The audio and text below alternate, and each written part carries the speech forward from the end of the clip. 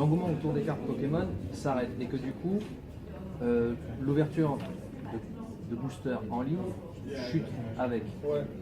Comment tu te retournes? J'ai commencé les cartes Pokémon sur les jeux, ça marchait pas. Il n'y avait quasiment pas de vidéo. Donc j'ai commencé avec un concept qui marchait pas, qui marchait pas. Ça ne me dérangerait pas que ça ne marche plus à l'heure actuelle. Moi, je fais autre chose sur Pokémon et si ça me plaît plus, si j'aime plus ça, bah, écoute, je fais autre chose, je pense. Je vais pas me forcer à faire d'autres contenus, même pour l'argent, quoi que ce soit. Ça Robert, du coup, quoi? Est-ce que tu as une idée?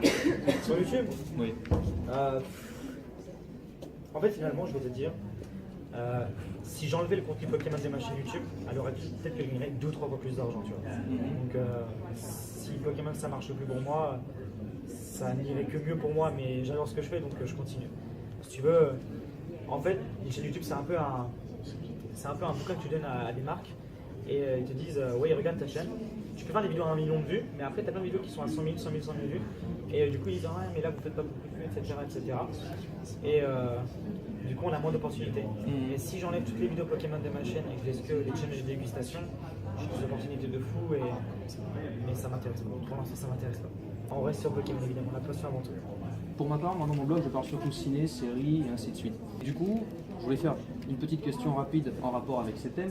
J'aimerais savoir quels sont ton film préféré, ton super-héros préféré, ta série préférée et ton dessin animé préféré. Ah ouais. alors mon film préféré c'est Toy Story. 1, 2, 3, j'attends le 4 en 2018. J'espère que je serai encore avec Disney pour être invité à l'avant-première. Toy Story, mon gars, on a une collection incroyable. Donc, du coup, après, tu m'as dit. Ton super-héros préféré. Super-héros préféré, moi, je sais pas trop. Peut-être Spider-Man, tu vois, c'est le super-héros qui a peut-être plus marqué mon enfance. Le plus gros succès à l'époque, je pense, peut-être Spider-Man. Ouais. D'accord. Après, c'était ta série préférée? Ah, c'est le Prince de Bel-Air avec Will Smith. Ah, d'accord. J'adore. Ok, je m'y attendais pas. Et ton dessin animé préféré? Dessin animé préféré Hormis Pokémon. Non, bah, justement, je regarde pas trop sans te mentir. Dessin animé préféré. Bah, à l'époque, mes dessins animés préférés de l'époque, bah, c'est Titeuf, Kolyoko, j'adore Kolyoko. D'ailleurs, maintenant, il n'y aura plus, ça pue, je trouve. Maintenant c'est des vrais gamins. Et si ça passe de dessin animé, un vrai, je comprends plus rien. Enfin, bref. Je suis largué maintenant, mais ouais, je dirais Titeuf et Kolyoko. Eh bien, merci. Trop plaisir. Question qui fâche. Ouais. Parce qu'il faut. Quel message aurais-tu envie de dire, ou de donner plutôt, à tes haters? Merci. C'est grâce à eux que j'en suis sans doute là, et toute la communauté silencieuse aussi. Finalement, les haters, c'est un moyen de communication gratuit. C'est gratuit et efficace. Quand tu critiques, tu prononces le nom de la personne. Ça fait beaucoup de bouche à oreille. Et finalement, je suis sûr que si toi tu détestes un tel, tu vas en parler à 5 de tes potes, et je suis sûr que parmi les 5, il y en a au moins un qui va l'aimer. Et finalement, c'est comme ça que ton nom se répand. Ouais. Moi, je peux dire que merci. C'est dans les cours de marketing, ça. Voilà. C'est vrai en plus. L'année dernière, juste avant l'été, en mai, tu es venu au CDF, au championnat de France, à Paris. Et on t'avait posé une question, mais tu n'avais pas encore vraiment de réponse. Alors du coup, je vais la reposer. Tu collectionnes les cartes, mais tu joues pas. Donc, pourquoi et est-ce que tu comptes jouer? Je me rappelle de ça. Donc moi je collectionne et je ne joue toujours pas. J'ai dû apprendre à jouer une seule fois au carte Pokémon, c'était pour apprendre à jouer c'est bien. Après finalement j'ai pas le temps et je suis pas bien accueilli dans cette communauté. Je suis pas le bienvenu. Donc, je peux t'assurer à 95% des joueurs de cartes Pokémon me détestent. Pas savoir pourquoi finalement. Apparemment, tu lis dans mes questions parce que la suivante c'était justement celle-là. Ah, c'était télescope. Et du coup, est-ce que tu te dis pas qu'en jouant justement, peut-être une large majorité de ces personnes du coup vont te regarder d'un œil différent? Alors, mon but c'est pas de plaire à tout le monde. Moi, tu m'aimes pas, tu m'aimes. Voilà. Mon but c'est pas de plaire à tout le monde. Pour l'instant, j'ai pas le temps d'apprendre et moi je suis assez compétitif, tu vois. Je fais du tennis de table, moi ce qui m'intéresse c'est la game, tu vois.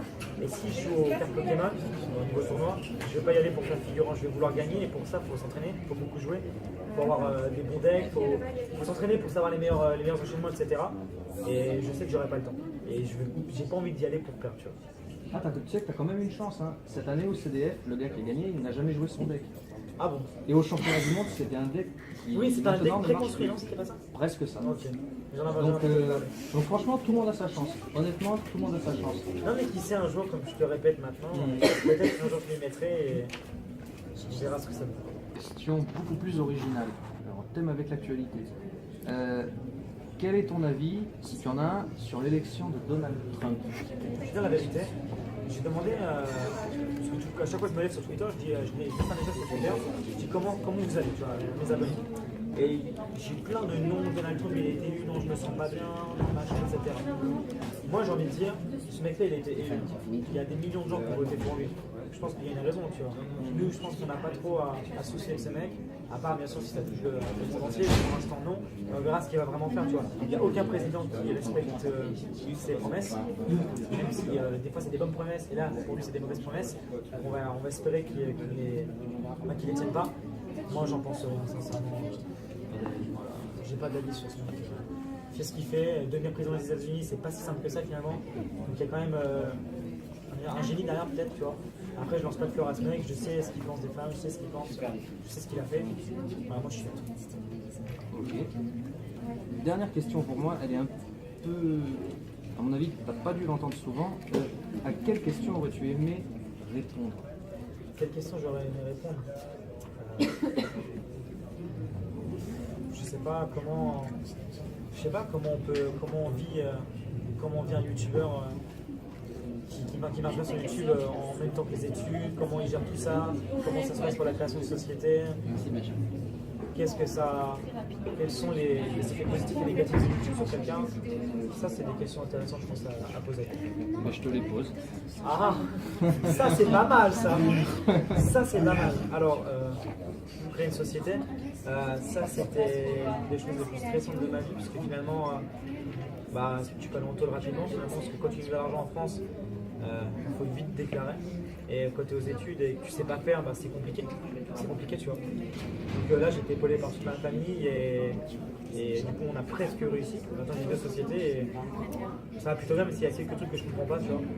Pourquoi on paye d'ailleurs, je comprends pas pourquoi on paye énormément comme ça. Enfin bref, c'est une autre question, c'est un autre rapport. Et ouais, c'est quelque chose d'énormément stressant quand tu as 17 ans et demi, 18 ans de créer une société. Je te jure, mec, c'est vachement stressant. Voilà. Après, les effets négatifs et positifs de YouTube. Positif, YouTube, tu te sens fier de toi, tu as reçu quelque chose. Réunir des milliers de personnes comme ça devant des vidéos, c'est très gratifiant, tu vois. Après, l'effet négatif, c'est que moi, j'ai peur un peu de l'avenir, tu vois. Parce que maintenant, si tu veux, je sais que moi, ça va pas durer YouTube, tu vois. J'en suis conscient, YouTube, c'est éphémère, à moins que... On sait jamais, hein. Je pense que YouTube va être éphémère. Et j'ai peur de ne plus avoir le goût du vrai travail après YouTube. Tu vois. Parce que pour moi, je gagne très bien ma vie en faisant des vidéos et en rencontrant des gens, en jouant finalement c'est ça. Et j'ai peur que dans 10 ans, pour gagner 10 fois moins que je gagne maintenant, il faudra que je travaille vraiment, comme a pu travailler mon père, etc. Et j'ai peur de ça. Voilà, c'est l'une des choses qui me fait le plus peur et qui agit un petit peu sur moi parce que je pense beaucoup à mon avenir. Je suis quelqu'un qui pense vraiment à long terme et pas à court terme, j'arrive pas à penser à court terme. Et effet négatif aussi, si tu n'es pas entouré par rapport aux haters ou même à ce succès, tu peux vite soit tomber en dépression, comme beaucoup de youtubeurs qui se le cachent, ou justement perdre la tête ne plus avoir la tête sur les épaules. Complètement craquer, faire n'importe quoi, avoir une grosse tête. Et voilà, donc je pense qu'il faut être bien entouré.